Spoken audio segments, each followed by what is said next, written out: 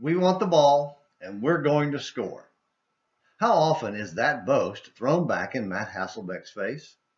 In the first round of the 2003 NFL playoffs, the Seattle Seahawks scored with less than a minute to go to tie the game and send it into overtime. After winning the overtime coin toss, Matt boldly called for the ball with an even bolder prediction of the result. Well, as history records, his first pass went for a touchdown for their opponents. It was intercepted in return for the Green Bay Packers' winning score.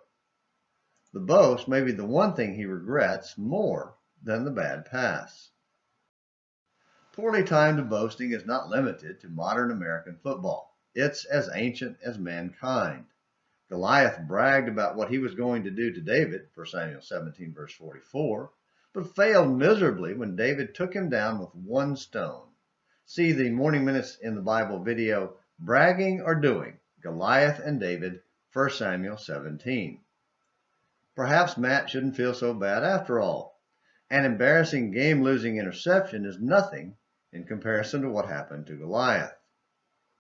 In the days of Elijah and Ahab, there was a similar incident with the king of Syria. Syria had surrounded Samaria and, wanting to destroy the city, made a ridiculous demand. Expecting a refusal, but getting a yes, they quickly made even more ridiculous demands and got the refusal they wanted.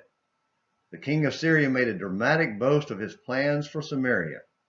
King Ahab, yes, that one, responded with a great line.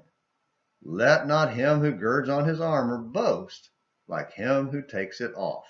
1 Kings 20, verse 11. It was good advice because God still had plans for Israel and won the battle for them. 1 Kings 20, verses 13 and 21. The advice is good for Christians too. Think about the bold claims of faith people constantly make. Maybe even some of us have boasted while putting on our armor rather than waiting until we took it off after winning the battle. Paul talked about not having achieved and pressing on while in prison for Christ, Philippians 3, verses 12 through 14.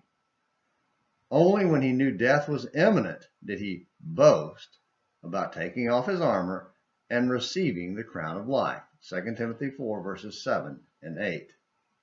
Instead of bragging about what we're going to do for Jesus, let's put on our armor and take up our cross daily and trust God to give us the crown of life when the battle is over.